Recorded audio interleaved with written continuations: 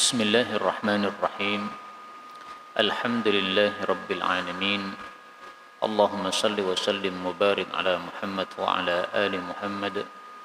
Allahumma anfa'na bima 'allamtana wa 'allimna ma yanfa'una wa zidna ilma wa barik lana fi ilmina warzuqna al-ikhlas fil qawli wal 'amali kamila wa 'ilman nafi'an la yunsa wa tawfiqan daima wa sihhatan wa yaqinan wa afiyah. Allahumma iftah lana kulla khair. Allahumma kfina bihalalika an haramik wa aghnina bifadlika amman siwaka. Amin ya rabbal alamin. Alhamdulillah kaum muslimin rahimani wa rahimakumullah. Kita lanjutkan pengajian tafsir Quran sehari sehalaman dan kita masih membahas surah Hud pada bagian terakhir. Bisa dilihat pada halaman 234 surat Hud ayat 109 sampai 117 insyaallah taala. Kita baca dulu dengan qiraah Ibnu Katsir. A'udzu billahis samii'il 'aliim minasy syaithaanir rajiim min hamzihi wa nafthihi wa nafthihi.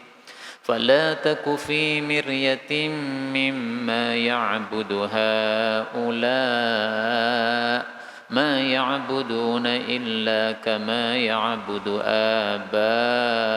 آباؤهم من قبل وإنا لموفوهم نصيبهم غير منقوص ولقد آتينا موسى الكتاب فاختلف فيه ولولا كلمة سبقت من ربك لقضي بينهم وإنهم لفي شك منه مريب وإن كلا لما ليوفينهم ربك أعمالهم إنه بما يعملون خبير فاستقم كما أمرت ومن تاب معك ولا تطغوا إنه بما تعملون بصير ولا تركنوا إلى الذين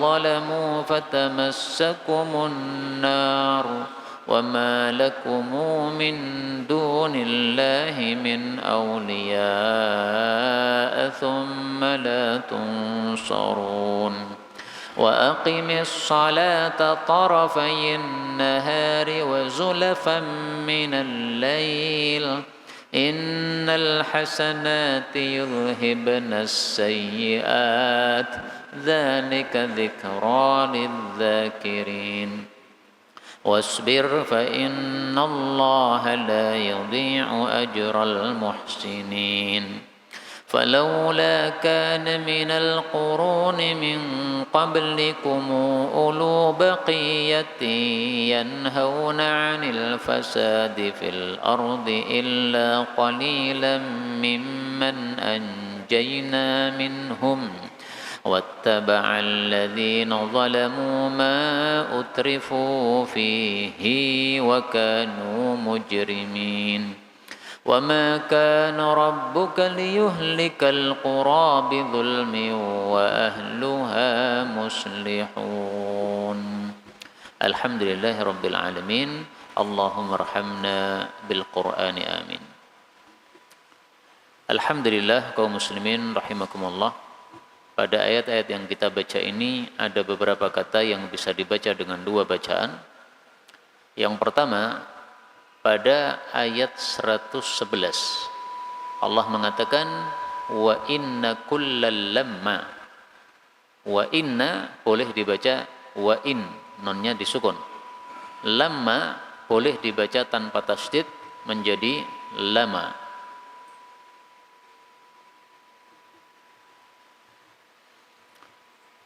Kemudian pada ayat yang ke-114 wa aqimis salata tarafai, ta ketemu dengan ta, bismillah, ini bisa diidghamkan wa aqimis salat tarafai.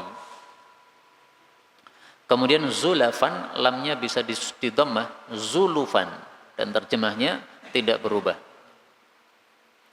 Ayat 116, baqiyatin boleh dibaca biqyatin, ba di kasrah, qaf disukun, biqyatin.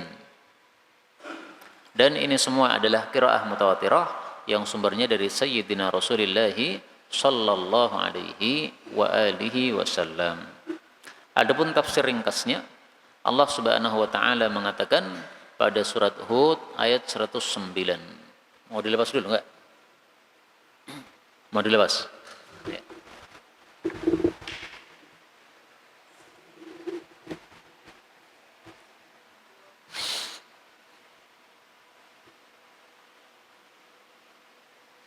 Allah mengatakan pada surat Hud ayat 109, "Fala taku," maka janganlah engkau menjadi wahai nabi, fi miryatin, di dalam keraguan-raguan, mimma, dari apa yang ya'budu, menyembah, haula'i, mereka orang-orang kafir. Ma ya'buduna, tidaklah mereka menyembah, illa, kecuali, kama, seperti apa yang ya'budu, menyembah, aba'uhum, nenek moyang mereka, min qabl, sebelumnya. Jadi sama-sama sesat. Wa inna, dan sesungguhnya kami, lam wafuhum, sungguh kami akan menyempurnakan kepada mereka, nasibahum, bagian mereka, ghaira mangqusin, tanpa dikurangi. Kaum muslimin rahimani wa rahimakumullah, ayat ini mengokohkan keyakinan Nabi Muhammad sallallahu alaihi wasallam bahwasanya beliau berada dalam petunjuk, bahwasanya orang-orang kafir yang berada dalam kesesatan. Itulah makna fala taku fi miryah, kamu jangan ragu-ragu bahwasanya mereka di dalam kesesatan. Kenapa? Karena mereka menyembah berhala-berhala. Karena Rasul sallallahu alaihi wasallam ketika menyampaikan dakwah Islam, menyuruh orang untuk menyembah satu Tuhan yaitu Allah, mereka anggap ini satu kesesatan karena berbeda dari ajaran nenek moyang. Nah, padahal yang benar adalah menyembah Allah, itulah yang semestinya yang kita lakukan. Karena kalau Tuhan lebih dari satu, itu pasti alam semesta akan rusak karena masing-masing Tuhan menghendaki apa yang Dia inginkan. Kita ambil beberapa faedah dari ayat ini. Faedah yang pertama, Rasulullah dilarang ragu-ragu bahwasanya orang-orang kafir mereka dalam kesesatan ketika menyembah berhala-berhala. Apakah Rasulullah pernah ragu-ragu? Tidak pernah. Kalau memang Rasulullah tidak pernah ragu-ragu, kenapa dilarang ragu-ragu? Para ulama tafsir mengatakan, al-khitabu lin-nabi wal muradu ummatuhu. Yang diajak bicara adalah Nabi Muhammad sallallahu alaihi wasallam, tapi yang dimaksud oleh Allah adalah umat Nabi Muhammad sallallahu alaihi wasallam. Kalau Rasulullah sendiri enggak pernah ragu-ragu, beliau imannya sudah kuat, sudah sempurna. Tapi umat-umat beliau ada yang imannya kurang sempurna. Dan seperti ini sering dilakukan oleh Allah Subhanahu wa taala. Allah bicara kepada Nabi, tetapi yang dimaksud adalah umat Nabi sallallahu alaihi wasallam. Contohnya pada ayat yang lain Allah mengatakan pada surat Muhammad ayat 19. Allah katakan wastaghfir lidzambika, minta ampunlah wahai Nabi untuk dosa-dosamu. Bukankah Nabi tidak punya dosa? Ya, Nabi tidak punya dosa karena para nabi maksum dari perbuatan dosa. Menurut mayoritas para ulama, Nabi maksum dari perbuatan dosa besar, tapi tidak maksum dari perbuatan dosa kecil. Tapi sebagian kecil ulama berpendapat Nabi maksum dari semua dosa. Berarti yang dimaksud di sini adalah umatnya, wahai umat Nabi, kamu istighfarlah dari dosa-dosa kamu. Kemudian Allah mengatakan di sini, tidaklah mereka menyembah kecuali seperti yang disembah oleh nenek moyang mereka sebelum ini. Artinya mereka menyembah berhala sebagaimana nenek moyang mereka menyembah berhala. Nah, dulu-dulu orang-orang yang menyembah berhala sudah dihancurkan oleh Allah. Berarti mereka dalam kesesatan dan kebatilan, buktinya dihancurkan oleh Allah. Nah, sehingga orang-orang zaman sekarang yang masih menyembah berhala di masa Nabi Muhammad SAW berarti juga sesat sebagaimana umat terdahulu, karena umat terdahulu buktinya sudah dibinasakan oleh Allah Subhanahu wa taala. Makanya Allah mengancam di sini, kami akan menyempurnakan jatah mereka tanpa terkurangi. Yang dimaksud jatah atau bagian ini adalah bagian dari balasan amal mereka. Jadi balasan amal mereka pasti akan diberikan kepada Allah Subhanahu wa taala. Enggak ada yang dikurangi. Kamu berbuat baik dibalas baik. Kamu berbuat buruk dibalas buruk. Tidak akan dikurangi oleh Allah Subhanahu wa taala. Karena kalau Allah mengurangi amalan manusia yang baik dikasih pahala sedikit, maka Allah zalim, padahal Allah tidak pernah sama sekali berbuat zalim. Kemudian Allah Subhanahu wa taala menceritakan tentang Nabi Musa alaihi salatu wassalam dan para umat beliau yang ternyata umatnya pun sama dengan umat Nabi Muhammad sallallahu alaihi wasallam. Ada yang iman, ada yang kafir. Walaqad dan sungguh-sungguh ataina kami telah berikan Musa kepada Nabi Musa al-kitaba, kitab itu yaitu Taurat, fakhtulifa lalu diperselisihkan fihi dalam kitab tersebut. Walaula dan kalaulah tidak karena kalimatun ketetapan sabaqat yang telah mendahului mir rabbika dari pemeliharamu, laqudiya sungguh telah diputuskan bainahum di antara mereka orang-orang yang berselisih tadi. Wa innahum dan sesungguhnya mereka orang-orang kafir lafi sungguh berada di dalam syakin keraguan-raguan minhu darinya, yaitu dari siksa Allah Subhanahu wa taala, muribin yang meragukan, keraguan-raguan yang meragukan, maksudnya keraguan-raguan yang sangat dahsyat. Jadi maksudnya Allah di sini adalah Nabi Musa dulu saya kasih kitab sebagaimana kamu wahai Nabi Muhammad saya kasih kitab. Bedanya kalau Nabi Musa kitabnya Taurat, kamu kitabnya Quran. Bedanya lagi kalau Nabi Musa untuk Bani Israel saja, tidak untuk yang lain. Kalau Nabi Muhammad SAW untuk semua manusia. Kemudian sikapnya umatnya adalah fakhtulifa fi, mereka berselisih. Yang dimaksud berselisih di sini ada dua kelompok. Satunya beriman kepada Nabi Musa mengikuti kitab Taurat, satunya kafir kepada Nabi Musa menolak kitab Taurat. Maka ringkasnya ayat ini fungsinya diturunkan kepada Nabi Muhammad SAW sebagai tasliyah, menghibur Nabi Muhammad SAW. Seolah-olah Allah mengatakan, wahai Nabi Muhammad, kamu sabarlah, ada umatmu yang tidak mau beriman. Itu juga terjadi pada nabi-nabi terdahulu. Nabi Musa yang paling sering diceritakan dalam Quran, sama nasibnya. Ada yang iman, ada yang kafir. Yang iman lebih banyak atau lebih sedikit? Sama juga, yang iman lebih sedikit. Sebagaimana umat Nabi Muhammad sallallahu alaihi wasallam yang iman lebih sedikit. Nah, kemudian Allah Subhanahu wa taala menegaskan di sini, kalau tidak ada ketetapan yang sudah lewat dari Allah, pasti akan diputuskan antar orang-orang yang berselisih tadi. Ketetapan Allah apa? Ketetapan Allah bahwasanya surga itu dikasih besok di akhirat. Neraka juga begitu, dikasihnya besok di akhirat. Maka maksud ayat ini adalah kalau Allah belum menetapkan seperti itu, sungguh di dunia langsung ditetapkan oleh Allah. Yang iman kepada Nabi Musa langsung masuk surga, yang kafir kepada Nabi Musa langsung masuk neraka. Tapi Allah tidak akan melakukan itu. Kenapa? Allah sudah menetapkan surga neraka itu besok di akhirat. Sebagaimana dikatakan oleh Sayyidina Ali. Apa kata Sayyidina Ali? Kita lihat perkataan Sayyidina Ali yang diriwayatkan oleh Imam Bukhari. Ini perkataan yang sangat indah sekali dari Sayyidina Ali radhiyallahu anhu. Beliau mengatakan, irtahalatid dunya mudbirah, dunia pergi menjauh, wartahalatil akhiratu muqbilah, akhirat datang mendekat. Walikulli wahidatin minhuma banun, masing-masing memiliki putra-putra. Fakunu min abna'il akhirah, jadilah putra-putra akhirat. Wala takunu min abna'id dunya, jangan menjadi putra-putra dunia, pemburu dunia. Fa innal yauma amalun wala hisab. Sekarang ini di dunia adanya amal, enggak ada hisab, enggak ada balasan. Balasan besok di akhirat. Wa ghadan hisabun wala amal. Adapun besok di akhirat adanya hisab dan amal, tidak ada lagi amalan. Kalau sudah dihisab, dikasih pahala oleh Allah Subhanahu wa taala. Pahalanya ada yang baik, ada yang buruk. Ganjarannya ada yang baik, ada yang buruk. Nah, maka itulah yang dimaksud laqudiya bainahum. Sungguh Allah bisa saja memutuskan antar mereka, yang iman masuk surga langsung, yang kafir masuk neraka langsung. Allah bisa. Tapi kenapa Allah tidak melakukan? Karena sudah kebacut ada kalimatun, ada ketetapan Allah. Surga neraka itu dikasihkan besok di akhirat, tidak dikasihkan sekarang di dunia.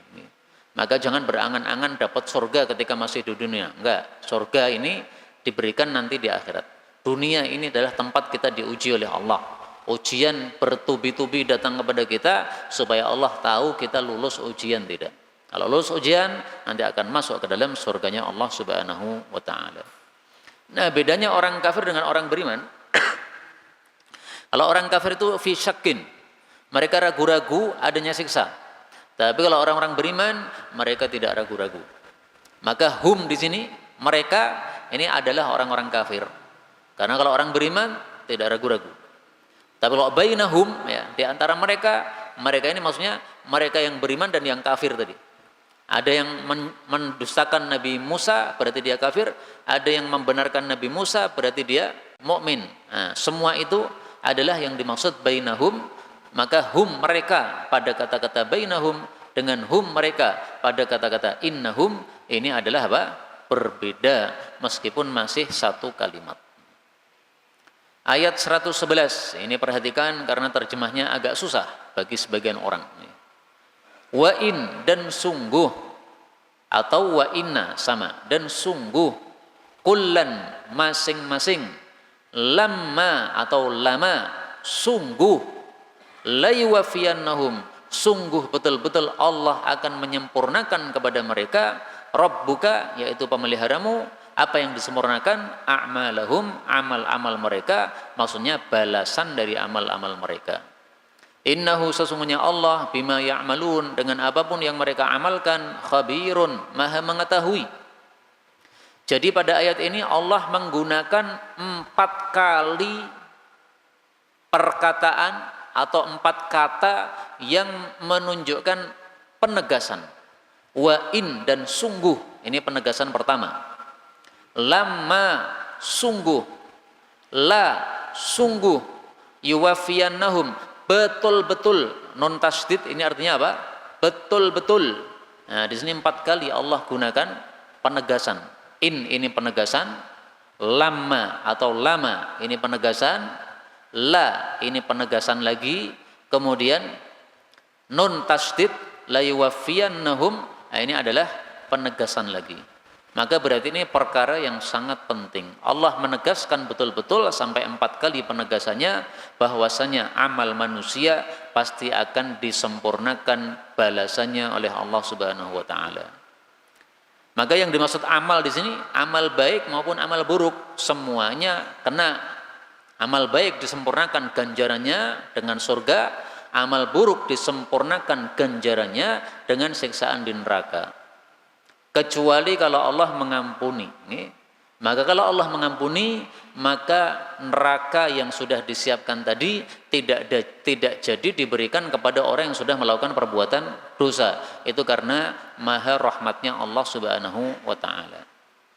Karena itu ringkasnya, ini kalimatnya berupa berita tetapi mengandung ancaman. Seolah-olah Allah ancam kepada kita, hati-hati kalau beramal.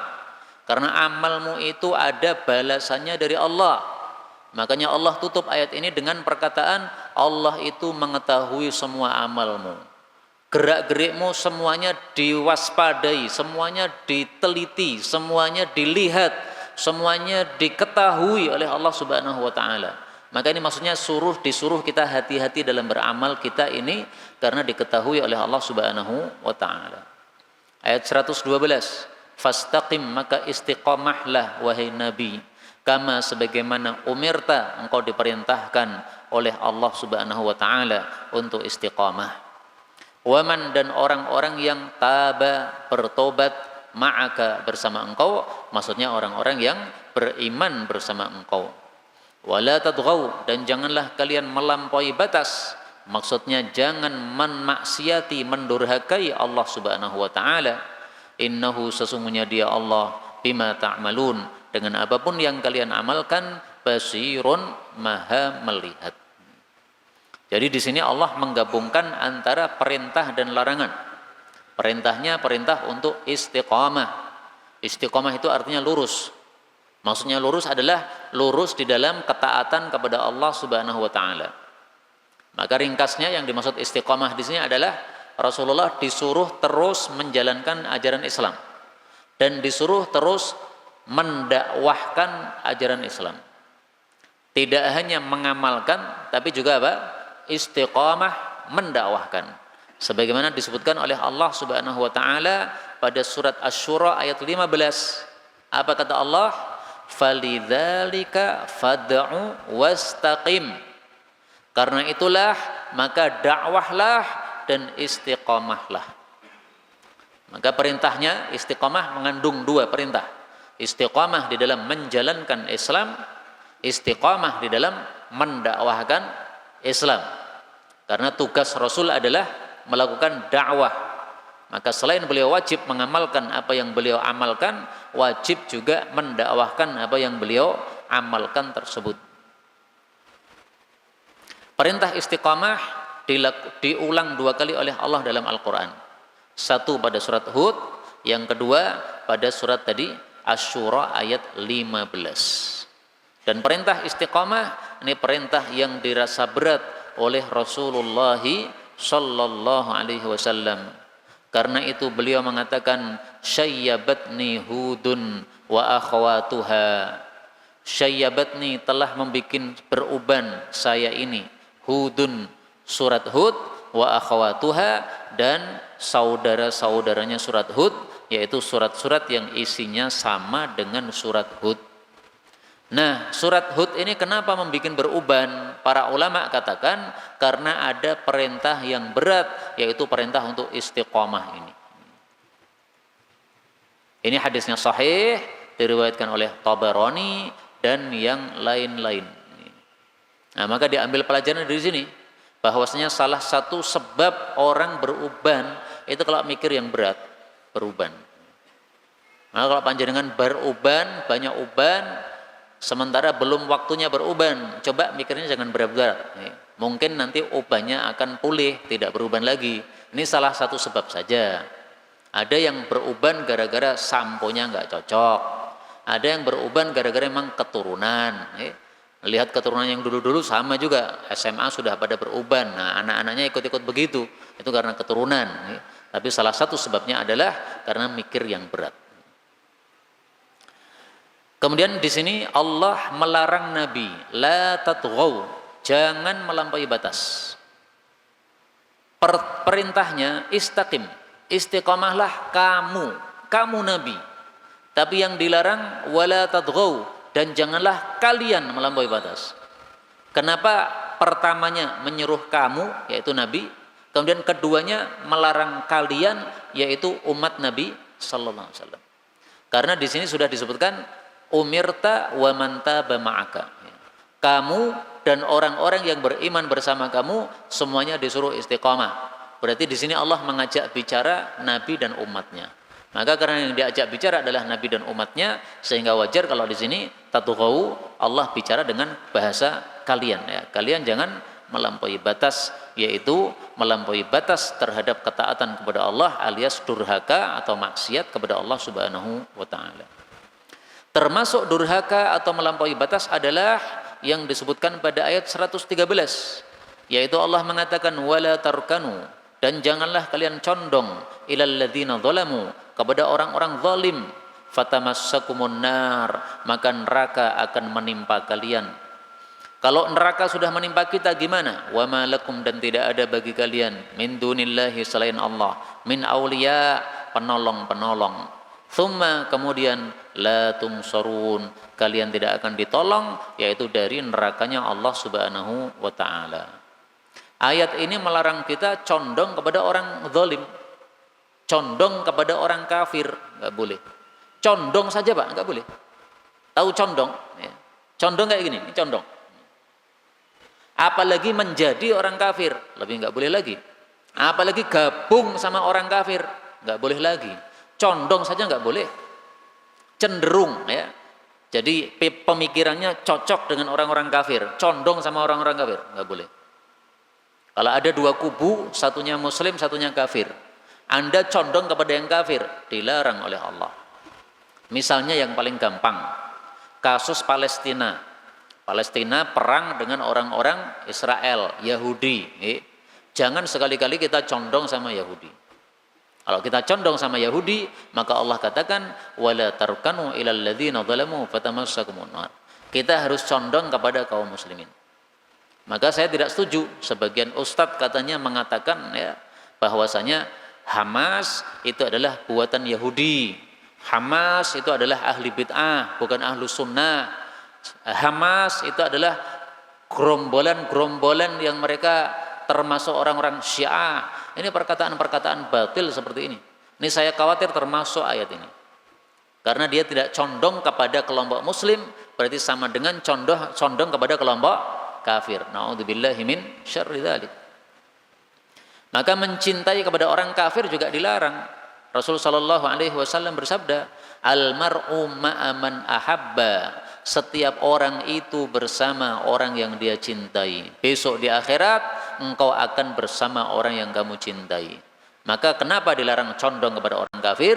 Karena condong kepada orang kafir menunjukkan cintamu kepada mereka, cinta kepada mereka menyebabkan kamu digabungkan bersama mereka besok di akhirat. Ini hadis muttafaqun alaih. 114. Wa aqimis shalah, dan tegakkanlah salat, tarafai, pada dua ujung, an-nahari, siang, wa zulufan, dan waktu-waktu minal laili, dari waktu malam. Innal hasanat, sesungguhnya amal-amal baik, yudhibna, melenyapkan, as-sayyi'at, dosa-dosa. Dzalika, itu adalah dzikra, peringatan, lidzakirin, bagi orang-orang yang ingat, yaitu kepada Allah Subhanahu wa ta'ala. Ayat ini menurut ahli tafsir adalah perintah salat 5 waktu. Maka yang dimaksud dua ujung siang itu adalah salat subuh sampai dengan salat maghrib. Subuh itu ujung awalnya siang, maghrib itu ujung akhirnya siang. Maka kalimat tarafayn nahar ini mencakup salat subuh, zuhur, asar, maghrib, 4 salat. Sementara zulafan minal lail, waktu-waktu dari waktu malam, ini maksudnya salat isya. Karena salat isya dilakukan di waktu malam. Maghrib sebenarnya juga di waktu malam sebenarnya, Pak. Tetapi karena dekatnya dengan siang, maka diungkapkan dengan kata-kata ujungnya siang. Sebagaimana disebutkan oleh Nabi dalam hadis yang sahih. Nabi mengatakan witrun nahar, salatul maghrib, salat maghrib itu witrun nahar, salat witirnya siang hari. Hadis diriwayatkan oleh Al-Imam At-Tabarani dan Al-Imam Ibnu Abi Syaibah dalam kitab Musannafnya. Jadi sekali lagi, salat maghrib itu termasuk waktu malam sebenarnya, tetapi disebut siang di sini karena dia dekat dengan siang, maka disebut dengan istilah ujungnya siang hari, akhir dari siang hari.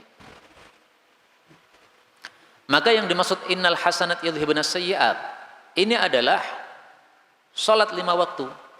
Innal hasanat, sesungguhnya kebaikan-kebaikan, yaitu salat 5 waktu, yudhibnas sayyi'at, melenyapkan dosa-dosa.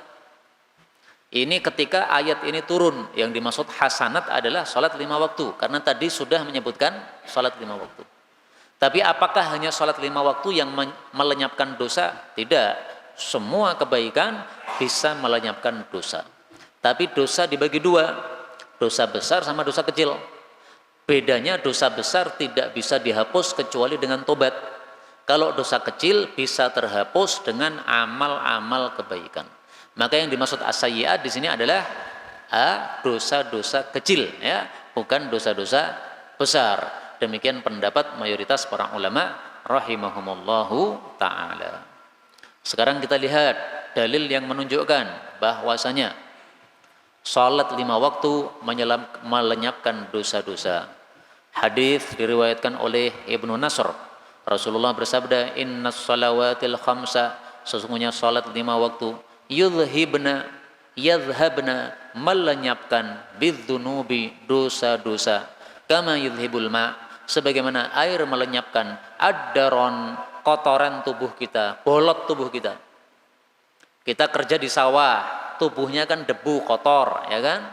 Begitu kita mandi, maka debu-debu yang nempel di tubuh kita, bolot-bolot tadi lenyap semua. Maka bayangkan, seandainya kita mandinya sehari bukan 2 kali, tapi 5 kali. Kira-kira bersih enggak? Sangat bersih. Nah, sholat itu juga begitu, Pak. 5 kali, Pak. Dalam hadis yang lain Rasulullah mengatakan tahtarikun. Kalian terbakar. Maksudnya berbuat dosa. Lalu kalian melakukan sholat duhur, maka dosa diampuni oleh Allah. Lalu terbakar. Lalu melakukan salat asar, dosanya dibersihkan oleh Allah. Lalu terbakar. Lalu salat maghrib, maka dosanya diampuni oleh Allah Subhanahu wa taala. Terus begitu. Tapi Rasulullah mengatakan la taghtarru, jangan terkecoh sehingga sengaja mengatakan saya enggak apa-apa berbuat dosa, yang penting nanti salat duhur maka dosa saya akan dihapuskan oleh. Ini orang terkecoh kayak begini. Kalau orang terkecoh begini, bisa-bisa dosanya tidak diampuni. Kenapa? Karena dia meremehkan dosa, meremehkan sesuatu yang tidak diremehkan oleh Allah, menyebabkan jadi besar masalahnya, tidak menjadi dosa kecil lagi. Maka al-hasanat ini asalnya adalah sholat 5 waktu, tetapi mencakup semua kebaikan apapun, bisa melenyapkan dosa-dosa. Abu Dzar pernah bertanya kepada Rasulullah setelah Rasulullah menyebutkan bahwa kebaikan menghapuskan dosa. Apa kata Abu Dzar? Wahai Rasulullah, apakah ucapan la ilaha illallah termasuk kebaikan? Maka Rasulullah menjawab, bahkan la ilaha illallah adalah termasuk kebaikan yang paling afdal. Maka la ilaha illallah bisa menghapus dosa-dosa. Demikian juga istighfar bisa menghapus dosa-dosa. 115, wasbir, dan sabarlah wahai Nabi. Fa innallaha, karena sesungguhnya Allah la yudhi'u, tidak menyia-nyiakan ajrul muhsinin, pahalanya orang-orang yang berbuat baik. Maksudnya sabarlah terhadap gangguan kaummu di dalam kamu mendakwahkan Islam ini. Orang yang mendakwahkan Islam, mendakwahkan kebaikan, pasti akan ada yang mengganggu. Bahkan setiap orang muslim, orang mukmin yang betul-betul iman kepada Allah, pasti nanti ada yang mengganggu dia. Yang mengatakan bukan saya, tapi yang mengatakan Nabi Muhammad sallallahu alaihi wasallam. Wala yakun. Beliau mengatakan, lam yakun mu'min, tidak ada orang beriman. Wala yakun, dan tidak mungkin ada orang beriman. Ila yaumil qiyamah, sampai hari kiamat, illa walahu jarun yu'dhih, kecuali pasti ada saja tetangga yang mengganggu dia. Oh, tetangga saya baik semuanya, satu gang itu semuanya orang-orang baik, gak ada yang ganggu saya.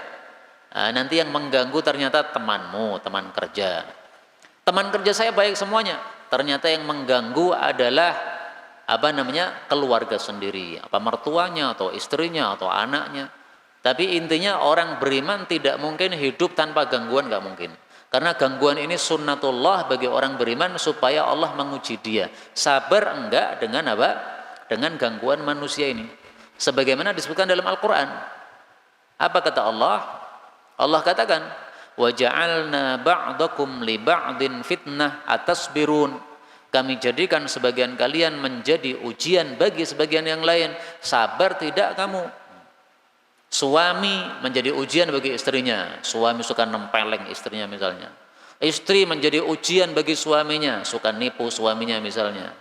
Atau selingkuh meninggalkan suaminya misalnya, na'udzubillah.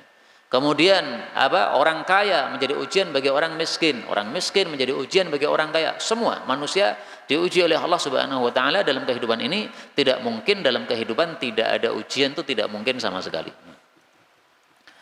Karena itu maksud dari kalimat ini, Allah tidak menyia-nyiakan orang, pahalanya orang yang berbuat baik, maksudnya adalah orang yang sabar itu ada pahalanya. Kamu diganggu, kamu sabar, itu berarti kamu berbuat baik, itu ada nilai pahalanya. Jadi jangan dikira ketika ada orang mengganggu kita kemudian kita sabar itu nol, enggak mungkin nol, pahalanya besar. bahkan pahalanya orang sabar itu saking besarnya tidak bisa dihitung. Innama yuwaffas sabiruna ajrahum bighairi hisab. Surat Az-Zumar ayat 10. Tiada lain disempurnakan pahalanya orang yang sabar tanpa hitungan. Maka kalau kita mendapatkan ujian dari orang, sabarlah. Bayangkan yang enaknya, yaitu pahalanya. Anda dituduh orang, bayangkan pahalanya dari tuduhan tadi. Anda diejek orang, bayangkan pahalanya dari ejekan tadi. Anda digunjing orang, bayangkan pahala dari gunjingan tadi. Ada pahalanya semuanya. Sebaliknya yang melakukan itu semuanya mendapatkan dosa. Yang menggunjing dosa, yang mengejek dosa, yang menuduh dosa. Sebaliknya. 116. Falaula, maka kenapakah tidak, karena ada minal quruni, dari generasi-generasi min qablikum, sebelum kalian, yaitu umat terdahulu, ulu baqiyah, yang memiliki kebaikan, yanhauna, yang mereka itu melarang, anil fasadi, dari berbuat rusak, fil ardi, di muka bumi. Ini pertanyaan tapi maksudnya pengingkaran. Kenapa sih tidak banyak orang yang memiliki kebaikan, yaitu kebaikannya apa? Mereka melarang dari perbuatan rusak di muka bumi. Sudah sering disampaikan, yang dimaksud berbuat rusak ini adalah berbuat maksiat. Kenapa berbuat maksiat disebut berbuat rusak di muka bumi? Karena maksiat menyebabkan kerusakan muncul di mana-mana. Allah mengatakan dalam Al-Quran, "Dhaharal fasadu fil barri wal bahri bima kasabat aydin nas." Dhahara, muncul, al-fasadu, kerusakan, fil barri wal bahri, di darat maupun di laut, gara-gara tingkahnya manusia, yaitu dosa-dosa yang dilakukan oleh manusia. Ini surat Ar-Rum ayat 41, ayat yang sangat terkenal, maka hendaklah kita menghafal ayat tersebut. Dhaharal fasadu fil barri wal bahri bima kasabat aydin nas. Nah, setelah Allah mengatakan sedikit sekali orang yang baik yang mau melakukan nahi mungkar, melarang orang dari berbuat maksiat. Lalu Allah mengatakan, illa, akan tetapi, qalilan, ada sedikit, mimman, dari orang-orang yang anjayna, kami selamatkan, minhum, dari mereka. Maksudnya yang mau melakukan nahi mungkar itu jumlahnya hanya sedikit. Siapa mereka? Yaitu para pengikut nabi-nabi yang diutus oleh Allah Subhanahu wa taala. Itulah yang mau melakukan nahi mungkar. Karena itu ayat ini memuji orang-orang yang nahi mungkar. Mereka termasuk orang-orang yang qalil, orang-orang yang sedikit. Rata-rata orang tidak nahi mungkar. Termasuk pengajian begini, pengajian suka melakukan nahi mungkar, kemudian dalam pengajian disampaikan ini haram, itu haram, riba haram. Akhirnya yang mendengarkan bosan, ini nyampaikan terus, melarang terus. Akhirnya pengajian berkurang. Ya itu wajar. Orang sukanya mendengarkan yang enak-enak, ya pengajian yang guyon, pengajian sambil dangdutan, itu yang rame, banyak pengikutnya. Tapi pengajian yang sungguh-sungguh, yang haram dikatakan haram, dilarangkan, padahal tersebar di masyarakat, ya banyak yang tidak suka. Wajar itu. Ini ayatnya, qalil, sedikit memang yang bisa, yang mau melakukan itu. Allah kemudian mencela orang-orang yang melakukan sebaliknya. Wattaba'a, dan mengikuti alladzina dzalamu, orang-orang yang zalim, ma utrifu fih, sesuatu yang mereka diberi nikmat di dalamnya, yaitu maksudnya adalah dunia. Wa kanu, dan adalah mereka mujrimin, orang-orang yang berbuat dosa. Jadi orang-orang kafir, ini maksudnya orang-orang yang berbuat dosa, ini maksudnya orang-orang kafir, mereka sifatnya adalah mengikuti dunia. Maksudnya mengikuti dunia, memburu dunia, akhirnya terfitnah oleh dunia. Yang penting ada uang meskipun haram dilakukan. Suruh milih misalnya pasangan ini.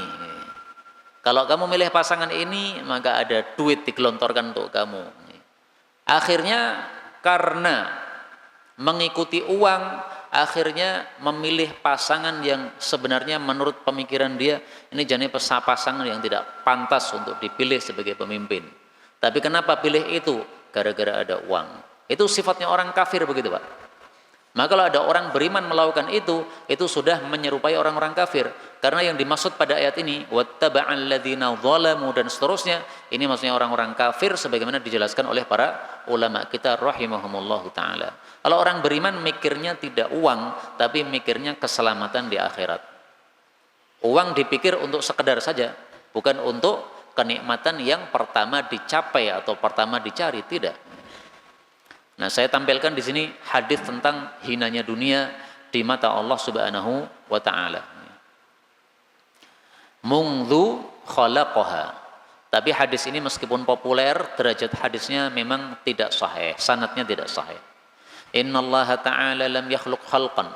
Allah tidak pernah menciptakan makhluk.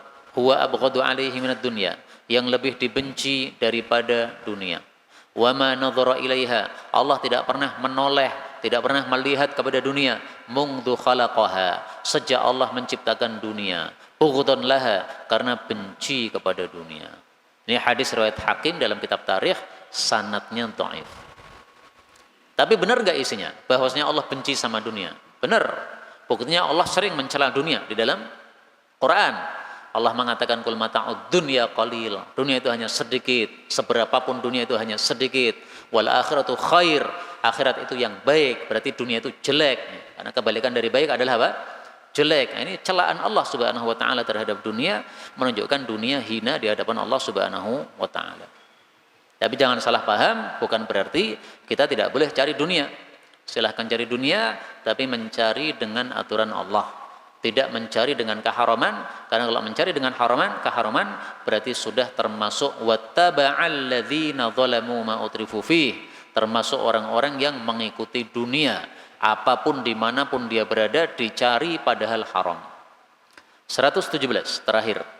Wa ma kana rabbuka, dan tidaklah pemeliharamu, liyuhlika, akan membinasakan al-qura, desa-desa atau kota-kota, bidzulmin, dengan dolim. Wa ahluha, sementara penduduk kota-kota tadi muslihun, orang-orang yang berbuat baik. Yang dimaksud berbuat baik kebalikan dari berbuat rusak tadi. Fasad itu berbuat rusak, maksudnya berbuat maksiat. Muslihun berbuat baik, berarti maksudnya apa? Maksudnya mentaati Allah Subhanahu wa taala. Itu makna muslih. Maka kalau kita mentaati Allah, itu sudah termasuk sebagai muslih, orang yang apa? Memperbaiki diri atau orang yang memperbaiki amalnya. Pada surat yang lain Allah Subhanahu wa taala menggabungkan antara fasad dengan islah. Silahkan lihat pada surat Asy-Syu'ara ayat 152. Allah mengatakan alladzina yufsiduna fil ardi wa la yuslihun. Ada orang-orang yang mereka itu berbuat rusak di muka bumi dan tidak memperbaiki bumi. Maksudnya berbuat rusak adalah melakukan maksiat. Maksudnya memperbaiki atau berbuat baik ini adalah melakukan ketaatan. Nah, di sini digabungkan dua-duanya dalam satu ayat oleh Allah Subhanahu wa taala. Ada satu hadis yang memuji orang-orang yang yuslihun, yang mereka memperbaiki apa yang dirusak oleh manusia. Tuba lil ghuraba, beruntung orang-orang yang asing. Siapa orang yang asing? Alladzina yuslihun, orang-orang yang memperbaiki ma afsadan nas, apa yang sudah dirusak oleh manusia, ba'di, sepeninggalku, min sunnati, dari sunnah-sunnahku. Ini hadis memang riwayat Tirmidzi, derajatnya dhaif, tetapi maknanya sahih, bahwasanya orang-orang yang memperbaiki sunnah Nabi yang sudah dirusak manusia, mereka pasti beruntung. Dan betapa banyak sunnah Nabi yang sudah dirusak manusia. Rasulullah mengajarkan wanita menutup auratnya, kepala ditutup, yang dibuka cuma dua saja, wajah sama telapak kaki. Apa telapak kaki? Telapak tangan. Nah, sekarang orang-orang banyak yang membuka telapak kakinya. Ini berarti merusak sunnah Rasulullah sallallahu alaihi wasallam. Sunnah itu maksudnya ajaran. Nah, kalau ada orang-orang yang memperbaiki, kemudian menyuruh para wanita pakai jilbab, menyuruh para wanita pakai kaos kaki, tutup kakinya, yang dibuka cuma dua saja, wajah sama telapak tangan. Ini berarti termasuk al-ghuraba, orang-orang asing. Orang-orang yang mereka memperbaiki apa yang sudah dirusak oleh manusia dari sunnah-sunnah baginda Rasulullah sallallahu alaihi wasallam. Termasuk sunnah baginda Nabi, salat jamaah rapat. Betapa banyak masjid yang salatnya tidak rapat. Berarti ketika kita merapatkan sholat, ini termasuk al-ghuraba, orang-orang asing yang akan beruntung karena menghidupkan sunnah-sunnah baginda Rasulullah sallallahu alaihi wasallam. Inilah yang dapat kita pelajari betul dari Allah. Kalaupun ada salahnya, fa astaghfirullahal azim li wa lakum. Pada pertemuan berikutnya insyaallah kita lanjutkan akhir dari surat Hud dan awal dari surat Yusuf sampai akhir insyaallah taala.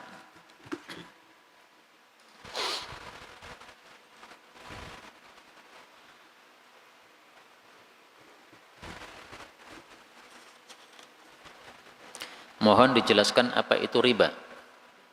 Apabila mau pinjam modal dengan akad hutang dan ketika mengembalikan ada tambahan untuk bagi hasil, tetapi besarnya tambahannya sudah ditentukan di awal atau sebelum meminjam modal, ini termasuk riba.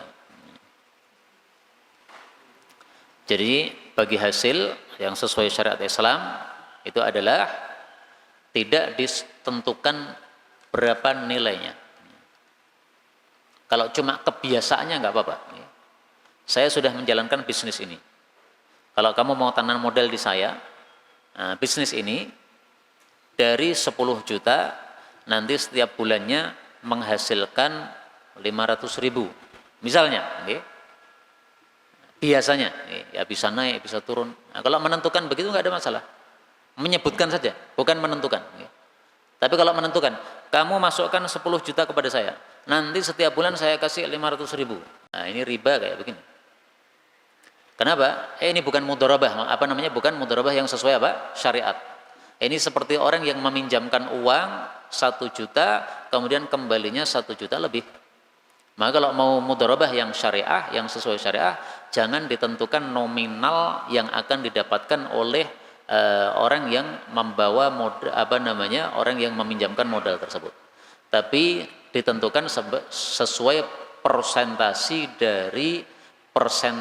dari labanya. Laba kan bisa naik bisa turun kan.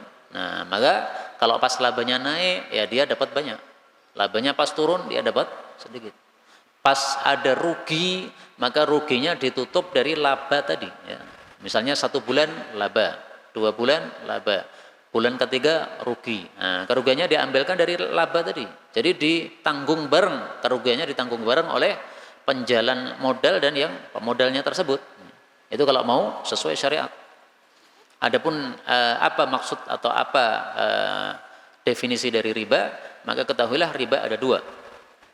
1, riba dain, riba utang piutang. 1 juta kembali 1.100.000, itu riba dain. Yang kedua, ribal ain, riba yang bersifat ain. Ain itu adalah barang. Jadi misalnya saya punya emas 1 gram, saya tukar dengan emas 0,5 gram. Ini riba namanya. Karena emas sama emas sama-sama mata uang yang sejenis, maka timbangannya harus sama. Saya punya uang rupiah 10.000, kemudian saya tukarkan dengan uang rupiahan 1.000 rupiahan, tapi cuma 9 karena baru. Ini riba ain namanya. Karena apa? Barangnya tidak sama. Satunya 1.000, satunya 10.000, satunya 9.000. Maka ada 2 macam riba, riba dain dan riba ain. Apakah boleh mengidolakan orang kafir tapi bukan karena kekafirannya, tapi karena kepandaiannya? Seperti pemain bola, nggak boleh, nggak bisa. Karena berarti kamu mencintai orang yang kafir tersebut.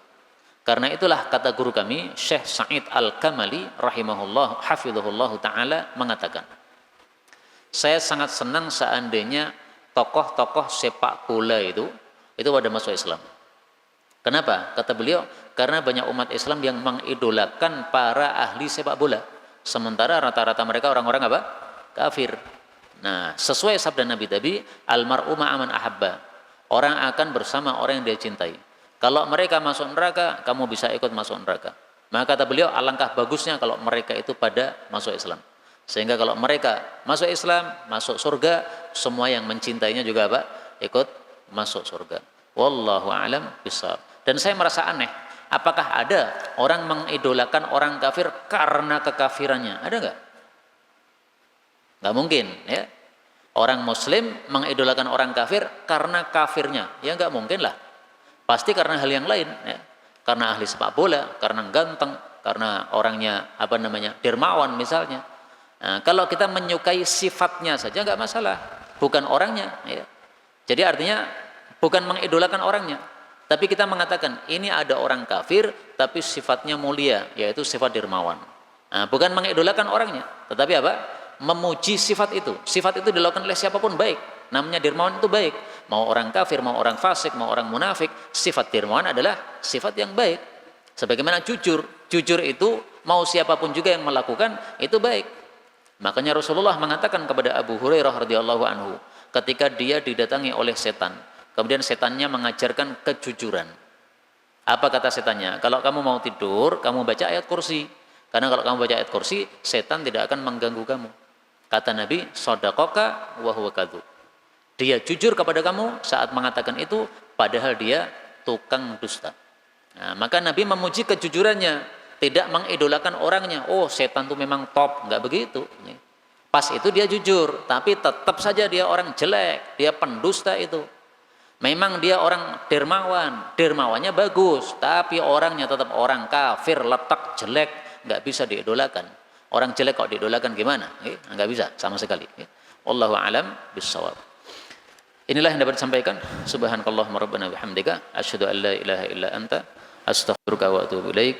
Walhamdulillahi rabbil alamin.